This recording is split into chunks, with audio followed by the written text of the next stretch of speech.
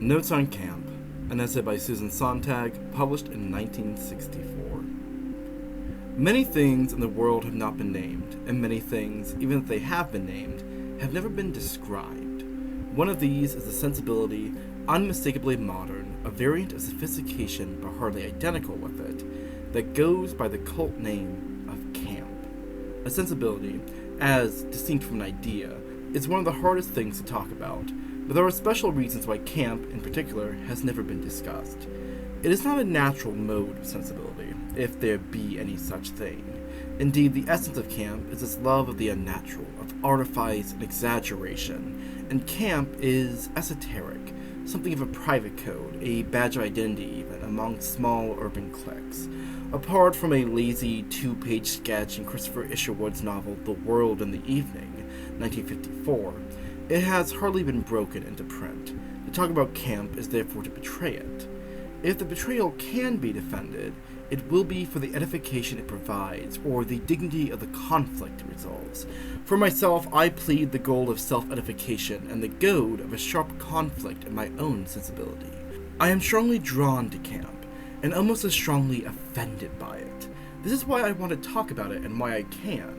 For no one who wholeheartedly shares in a given sensibility can analyze it. He can only, whatever his intention, exhibit it.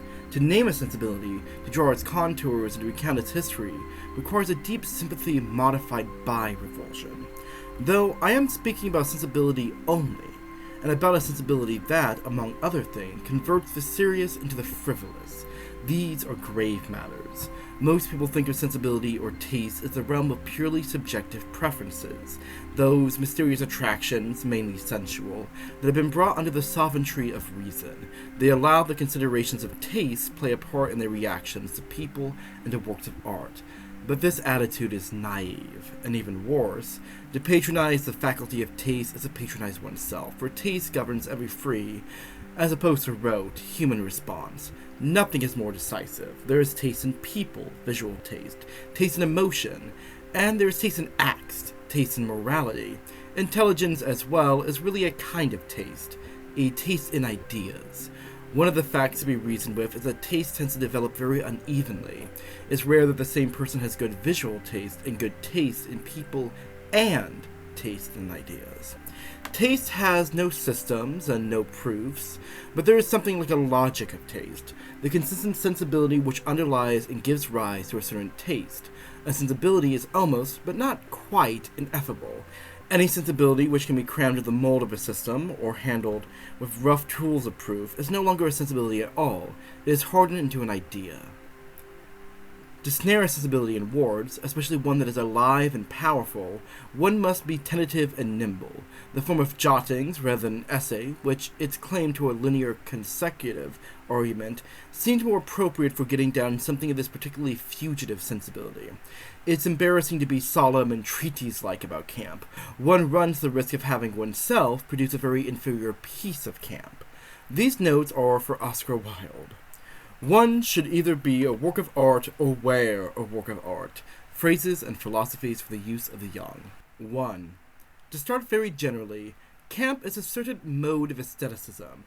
It is one way of seeing the world as an aesthetic phenomenon. That way, the way of camp, is not in terms of beauty, but in terms of the degree of artifice, of stylization. 2. To emphasize style is a slight content, or to introduce an attitude which is neutral with respect to content. It goes without saying that the camp sensibility is disengaged, depoliticized, or at least apolitical. 3.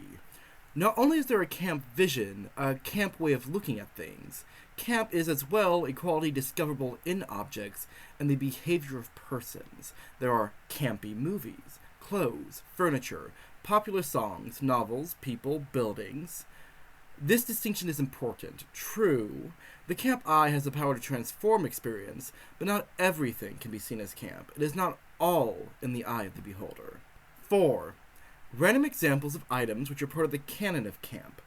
Zuliga Dobson, Tiffany lamps, Scoptitone films, the Brown Derby restaurant on Sunset Boulevard in Los Angeles, The Inquirer, headlines and stories, Aubrey Beardsley drawings, Swan Lake, Bellini's operas, Visconti's direction of Salome and 'Tis Pity She's a Whore, certain turn-of-the-century picture postcards, Shoestack's King Kong, the Cuban pop singer La Lupe, Lynn Ward's novel in woodcuts, God's Man, the old Flash Gordon comics, women's clothes of the 20s, feather boas, fringed and beaded dresses, etc., the novels of Ronald Furbank and Ivy Compton Burnett, stag movies, seen without lust. 5. Camp taste has an affinity for certain arts rather than others. Clothes, furniture, all the elements of visual decor, for example, make up a large part of camp. For camp art is often decorative art, emphasizing texture, sensuous surface, and style at the expense of content. Concert music, though, because it is contentless, is rarely camp. It offers no opportunity save for a contrast between silly or extravagant content and rich form. Sometimes whole art forms become saturated with camp.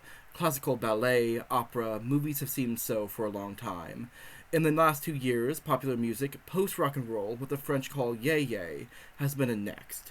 And movie criticism, the list of the 10 best bad movies I have seen, is probably the greatest popularizer of camp taste today, because most people still go to the movies in a high-spirited and unpretentious way. 6. There is a sense in which it is correct to say, it's too good to be camp, or too important, not marginal enough, more on this later.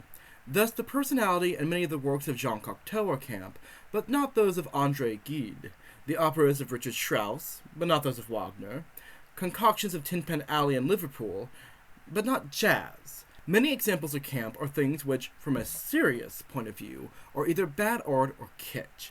Not all, though. Not only is camp not necessarily bad art, but some art which can be approached as camp. Example, the major films of Louis Foulard merits the most serious admiration and study.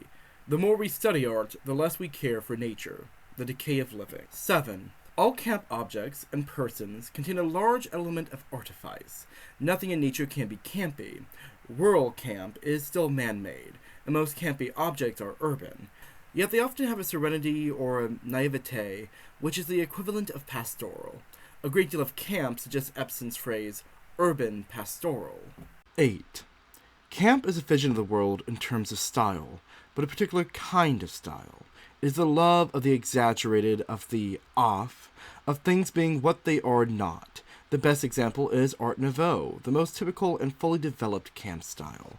Art Nouveau objects, typically, convert one thing into something else. The lighting fixtures in the form of flowering plants, the living room which is really a grotto.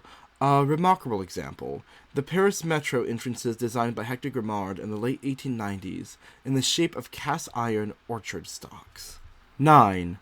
As a taste in persons, camp responds particularly to the markedly attenuated and to the strongly exaggerated.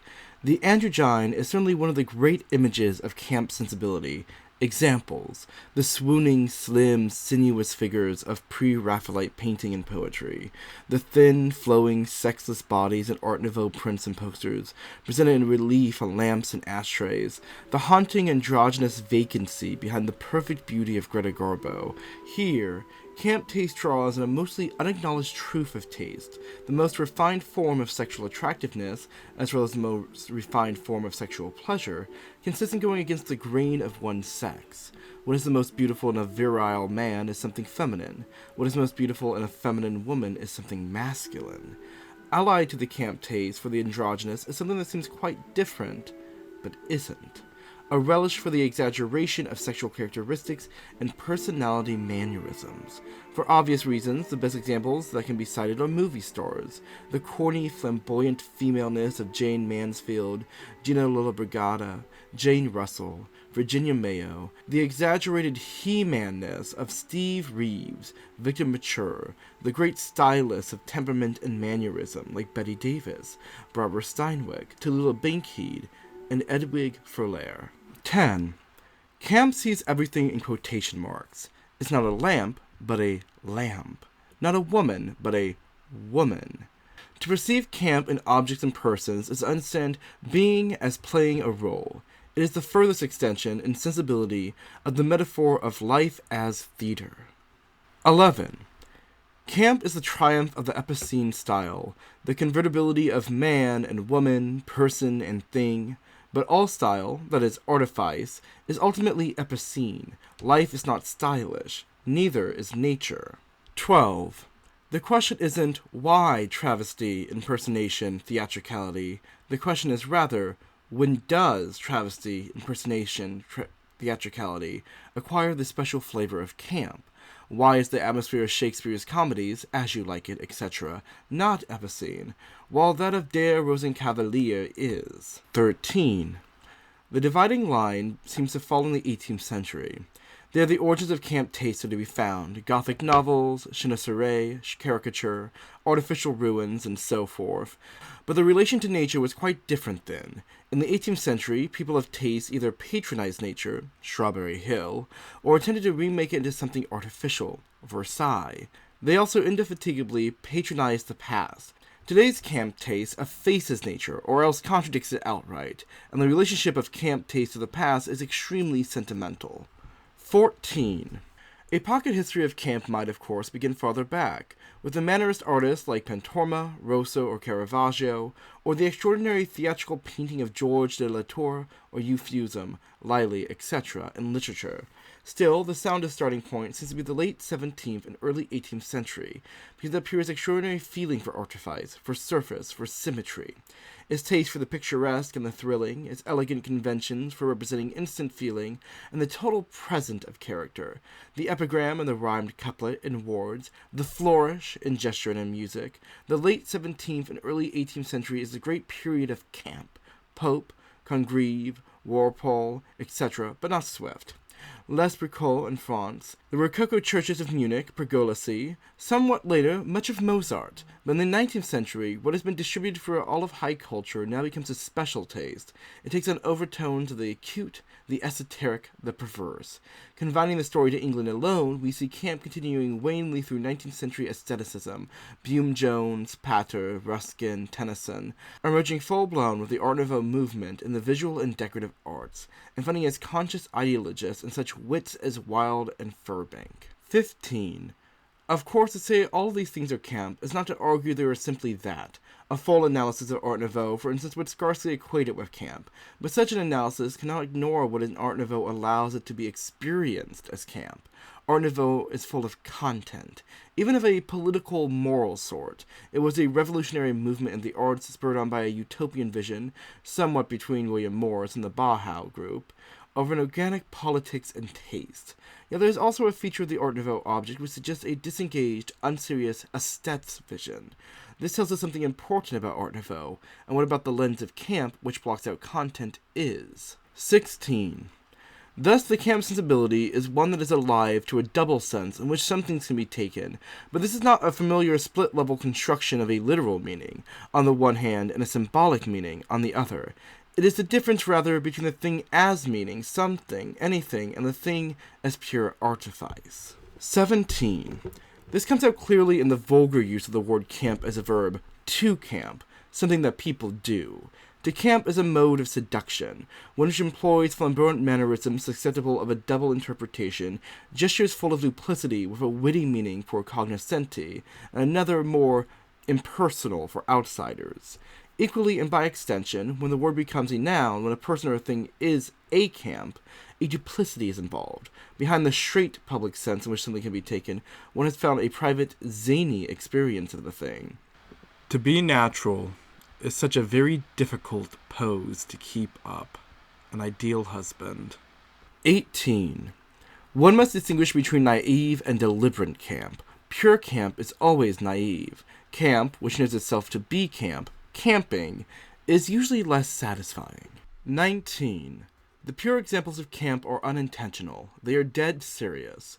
The Art Nouveau craftsman who makes a lamp with a snake coiled around it is not kidding, nor is he trying to be charming. He is saying, in all earnestness, Vol, the Orient! Genuine camp, for instance, the numbers devised for the Warner Brother musicals of the early 30s, 42nd Street, The Gold Diggers of 1933, of 1935, of 1937, etc., by Busby Berkeley, does not mean to be funny. Camping, says the plays of Norval Coward, does. It seems unlikely that much of the traditional opera repertoire could be such satisfying camp if the melodramatic absurdities of most opera plots had not been taken seriously by their composers. One doesn't need to know the artist's private intentions. The work tells all. Compare a typical 19th century opera with Samuel Barber's Vanessa, a piece of manufactured, circulated camp, and the difference is clear. 20. Probably, intending to be campy is always harmful. The perfection of Trouble in Paradise and The Maltese Falcon, among the greatest camp movies ever made, comes from the effortless, smooth way in which the tone is maintained. This is not so much the famous would-be camp films of the 50s as All About Eve and Beat the Devil. These more recent movies have their fine moments, but the first is so slick, and the second so hysterical. They want so badly to be campy that they're continually losing the beat. Perhaps, though, it is not so much a question of the unintended effect versus the conscious intention, as of the delicate relation between parody and self-parody in camp. The films of Hitchcock are a showcase for this problem. When self-parody lacks ebullience, but instead reveals, even sporadically, a contempt for one's themes and one's materials, as in To Catch a Thief, Rear Window, North by Northwest, the results are forced and heavy-handed, rarely camp. Successful camp, a movie like Carnet Drôle de Dames, the film performances of Mae West and Edward Everett Horton, portions of The Goon Show, even when it reveals self-parody, reeks of self-love. 21. So again, camp rests on innocence. That means camp discloses innocence, but also, when it can, corrupts it. Objects, being objects, don't change when they are singled out by the camp vision. Persons, however, respond to their audiences. Persons begin camping. Mae West, Bay Lily, La Lupe, Tallulah Bankhead and Lifeboat, Betty Davis and All About Eve. Persons can even be introduced to camp without their knowing it. Consider the way Fellini got Anita Ekberg to parody herself in La Dolce Vita. 22. Considered a little less strictly, camp is either completely naive or else wholly conscious, where one plays at being campy. An example of the latter, Wilde's epigrams themselves. It is absurd to divide people into good and bad. People are either charming or tedious. Lady Windermere's Fan. 23. In naive or pure camp, the essential element is seriousness. A seriousness that fails. Of course, not all seriousness that fails can be redeemed as camp, only that which has the proper mixture of the exaggerated, the fantastic, the passionate, and the naive. 24.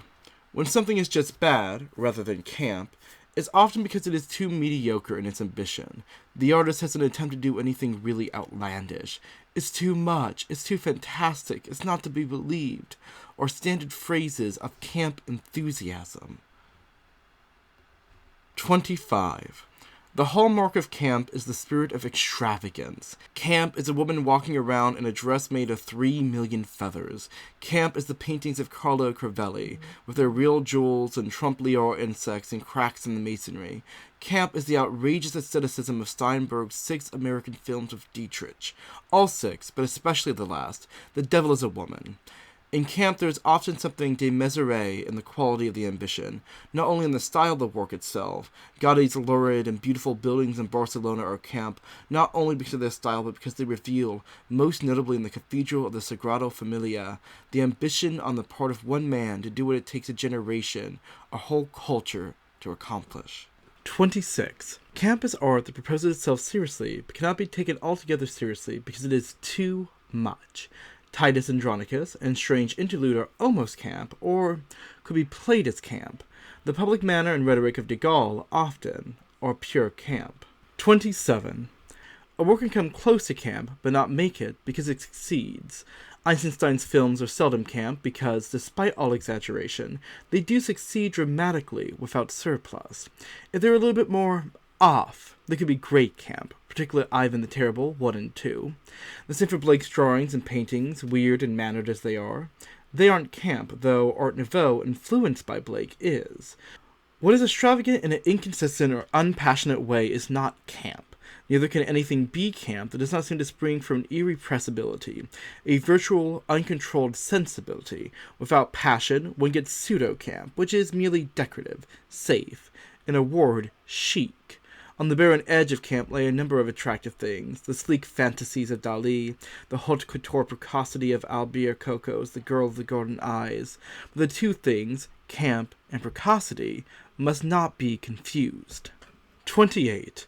Again, camp is the attempt to do something extraordinary, but extraordinary in the sense, often, of being special, glamorous, the curved line, the extravagant gesture. Not extraordinary merely in the sense of effort. Ripley's Believe It or Not items are rarely campy. These items, either natural oddities, the two-headed rooster, the eggplant in the shape of a cross, or else the products of immense labor. The man who walked from here to China on his hands, the one who engraved the New Testament on the head of a pin, like the visual reward, the glamour, the theatricality that marks off certain extravagancies as camp. 29. The reason a movie like On the Beach, books like Winesburg, Ohio, and For Whom the Bell Tolls are bad to the point of being laughable, but not bad to the point of being enjoyable, is that they are much too dogged and pretentious. They lack fantasy. There is camp in such bad movies as The Prodigal or Samson and Delilah, the series of Italian color spectacles featuring the superhero Maciste, numerous Japanese science fiction films, Rodin, The Mysterians, The H-Man, because in their relative unpretentiousness and vulgarity, they are more extreme and irresponsible in their fantasy, and therefore touching and quite enjoyable. 30. Of course, the canon of camp can change. Time has a great deal to do with it. Time may enhance what seems simply dogged or lacking in fantasy now, because we are too close to it, because it resembles too closely our own everyday fantasies, the fantastic nature of which we don't perceive. We are better able to enjoy a fantasy as fantasy when it is not our own. 31. This is why so many of the objects prized by camp taste are old-fashioned, out of date, démodé. It's not a love of the old as such, it's simply that the process of aging or deterioration provides the necessary detachment or arouses a necessary sympathy. When the theme is important and contemporary, the failure of a work of art may make us indignant. Time can change that. Time liberates the work of art from moral relevance, delivering it over the camp sensibility. Another effect, time contracts the spirit of banality. Banality is, strictly speaking, always a category of the contemporary. What was banal can, with the passage of time, become fantastic. Many people who listen with delight to the style of Rudy Valley, revived by the English pop group The Temperance Seven, would have been driven up the wall by Rudy Valley in his heyday. Thus, things are campy, not when they become old, but when we become less involved in them and can enjoy, instead of be frustrated by, the failure of the attempt. But the effect of time is unpredictable. Maybe method acting, James Dean, Rod Steiger, Warren Beatty, will seem as camp someday as Ruby Keeler's does now, or as Sarah Bernhardt's does, in the film she made at the end of her career. And maybe not. 32. Camp is the glorification of character. The statement is of no importance except, of course, to the person, Louis Fuller, Goud, Cecil B. DeMille, Crivelli, De Gaulle, etc., who makes it. What the camp eye appreciates is the unity, the force of the person. In every move the aging Martha Graham makes, she's being Martha Graham, etc., etc. This is clear in the case of the great serious idol of camp taste, Greta Garbo. Garbo's incompetence, at the least lack of depth as an actress, enhances her beauty. She's always herself. 33. What camp taste responds to is instant character. This is, of course, very 18th century. And conversely, what it is not stirred by is the sense of the development of a character. Character is understood as a state of continual incandescence, a person being one very intense thing. This attitude toward character is a key element of the theatricalization of experience embodied in the camp sensibility, and it helps account for the fact that opera and ballet are experienced as such rich treasures of camp, for neither of these forms can easily do justice to the complexity of human nature. Wherever there is development of character, camp is reduced. Among operas, for example, La Traviata, which has some small development of character, is less campy than Il Trovatore, which has none. Life is too important a thing even to talk seriously about it. Vera, or the Nihilists. 34. Camp taste turns us back on the good-bad axis of ordinary aesthetic judgment. Camp doesn't reverse things. It doesn't argue that the good is bad or that the bad is good. What it does is to offer for art and life a different, a supplementary set of standards. 35. Ordinarily, we value a work of art because of the seriousness and dignity of what it achieves. We value it because it succeeds, in being what it is and presumably in fulfilling the intention that lies behind it. We assume a proper, that is to say straightforward relation between intention and performance. By such standards we appraise the Iliad, Aristophanes' plays, the art of the fugue, Middlemarch, the paintings of Rembrandt, Chartres, the poetry of Donne, the Divine Comedy, Beethoven's quartets, and among people, Socrates, Jesus, St. Francis, Napoleon, and Savonarola. In short, the pantheon of high culture, truth, beauty, and seriousness. 36. But there are other creative sensibilities beside the serious, both tragic and comic, of high culture and of the high style of evaluating people, and one cheats oneself as a human being if one has respect only for the style of high culture, whatever else one may do or feel on the sly. For instance, there is the kind of seriousness whose trademark is anguish, cruelty, derangement. Here we do accept a disparity between intention and result. I am speaking, obviously, of a style of personal existence as well as of a style of art, but the examples had best come from art. Think of Bosch, Sade, Rimbaud, Jarry, Kafka, Artaud. Think of most of the important works of art of the 20th century, that is, art whose goal is not that of creating harmonies, but of overstraining the medium and introducing more and more violent and unresolvable subject matter. This sensibility also insists on the principle that an au revoir in the old sense, again in art but also in life, is not possible. Only fragments are possible. Clearly, different standards apply here than to traditional high culture. Something is good not because it is achieved, but because of another kind of truth about the human situation, another experience of what it is to be human. In short, another valid sensibility is being revealed. And third, among the great creative sensibilities is camp, the sensibility of failed seriousness, of the theatricalization of experience. Camp refuses both the harmonies of traditional seriousness and the risk of fully identifying with extreme states of feeling. 37. The first sensibility, that of high culture, is basically moralistic. The second sensibility, that of extreme states of feeling, represented in much contemporary avant-garde art, gains power by a tension between moral and aesthetic passion. The third, camp, is wholly aesthetic. 38. Camp is the consistently aesthetic experience of the world. It incarnates a victory of style over content, aesthetics over morality, of irony over tragedy. 39. Camp and tragedy are antitheses. There is seriousness in camp. Seriousness is the degree of the artist's involvement, and often pathos. The excruciating is also one of the tonalities of camp. It is the quality of excruciation in much of Henry James, for instance, the Europeans, the awkward age, the wings of the dove, that is responsible for the large element of camp in his writings. But there is never tragedy. 40. Style is everything. Genet's ideas, for instance, are very camp. Genet's statement that the only criterion of an act is its elegance is virtually interchangeable as a statement with Wilde's, in matters of great importance, the vital element is not sincerity, but style. But what counts, finally, is the style in which ideas are held. The ideas about morality and politics in, say, Lady Windermere's Fan and in Margaret Barbara are camp, but not just because of the nature of the ideas themselves. It is those ideas held in a special, playful way. The camp ideas in Our Lady of the Flowers are maintained too grimly, and the writing itself is too successfully elevated and serious, for Genet's books to be camp. 41. The whole point of camp is to dethrone the serious. Camp is playful, anti-serious. More precisely, camp involves a new, more complex relation to the serious. One can be serious about the frivolous about the serious. 42. One is drawn to camp when one realizes that sincerity is not enough. Sincerity can be simply Philistinian, intellectual narrowness. 43.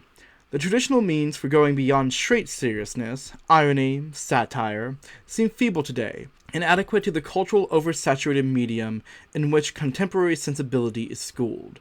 Camp introduces a new standard. Artifice is an ideal. Theatricality. 44. Camp proposes a comic vision of the world, but not a bitter or polemical comedy. If tragedy is an experience of hyper-involvement, comedy is an experience of under-involvement, or of detachment. I adore simple pleasures. They are the last refuge of the complex. A woman of no importance. 45. Detachment is the prerogative of an elite, and as the dandy is the 19th century surrogate for the aristocrat in matters of culture, so camp is the modern dandyism. Camp is the answer to the problem, how to be a dandy in the age of mass culture. 46. The dandy was overbred. His posture was disdain or else ennui. He sought rare sensations undefiled by mass appreciation. Models, Desasantas and Hasseman's A Ribord, Marius the Epicurean, Valéry's Monsieur Taste. He was dedicated to good taste.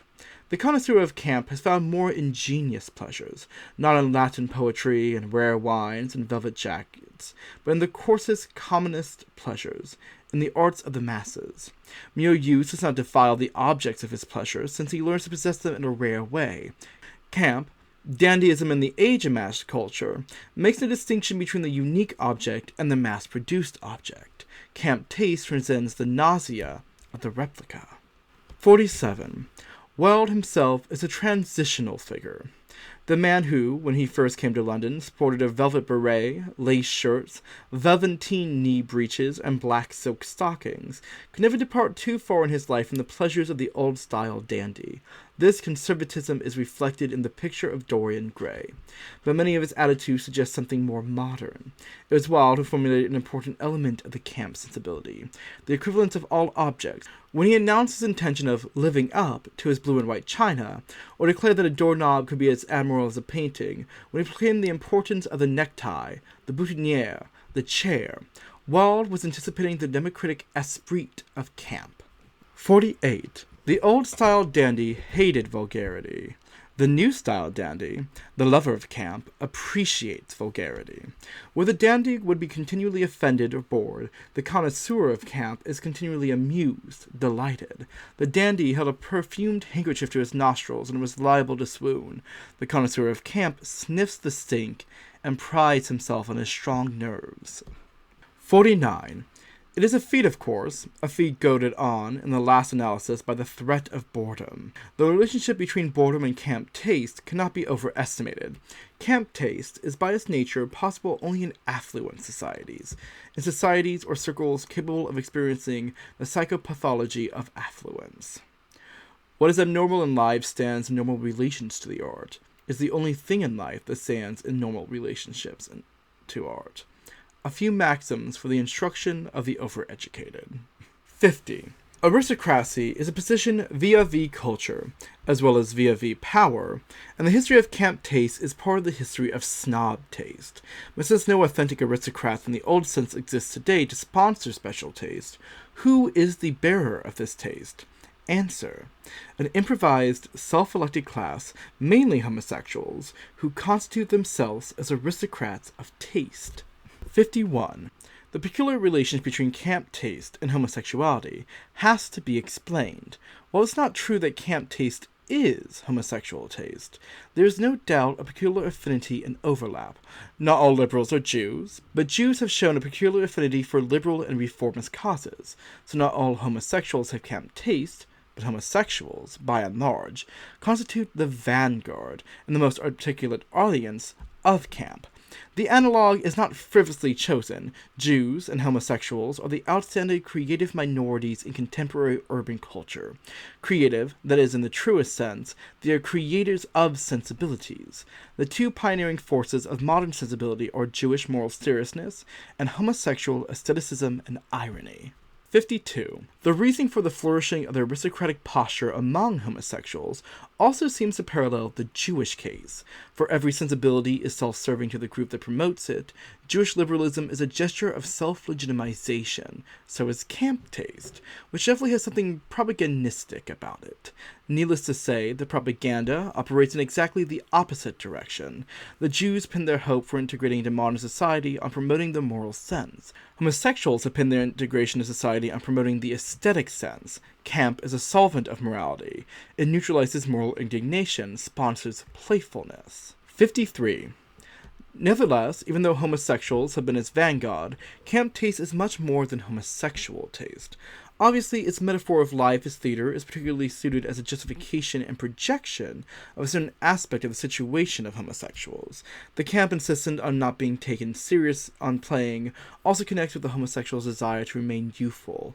Yet one feels that if homosexuals had more or less invented camp, someone else would. For the aristocratic posture with relation to culture cannot die, though it may persist only in increasingly arbitrary and ingenious ways. Camp is, to repeat, the relation to style in a time in which the adoption of style, as such, has become altogether questionable.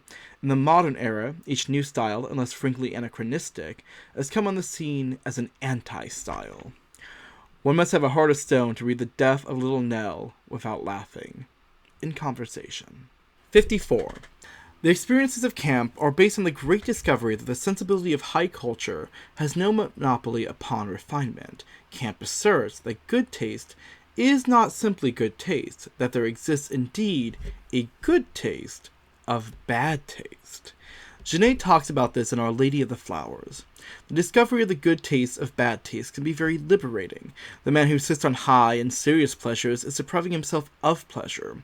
He continually restricts what he can enjoy. In the constant exercise of his good taste, he will eventually price himself out of the market, so to speak.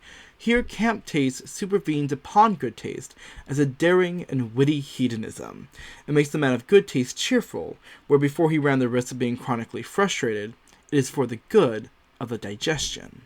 55.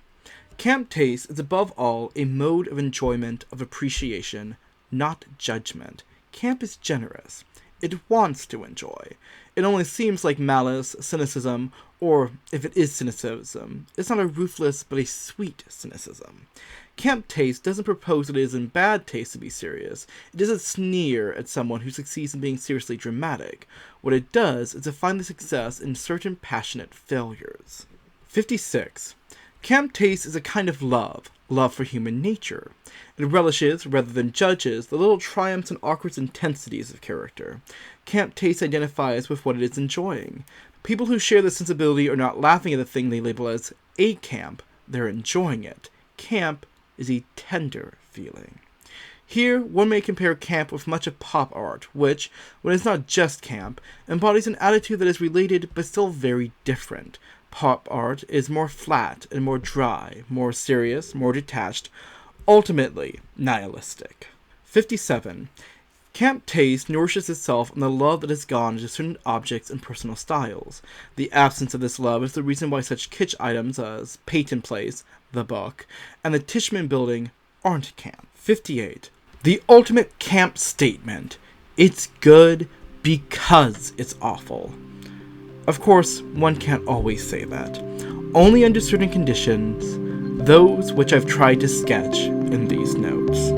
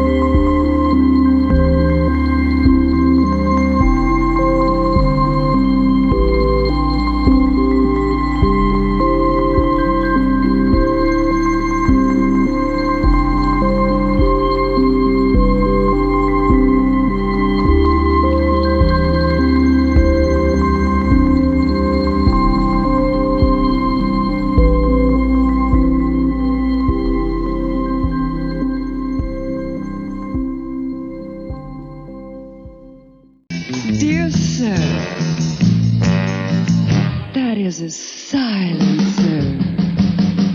Antoinette emptied the town granary and filled it with Rococo Puffs. It's true, darling. Then she filled it with 100 gallons of milk, water lilies, fountains, and swam in it naked with a dolphin for 3 days. Oh, what a queen indeed. Indeed. Indeed. Indeed. Indeed. Indeed.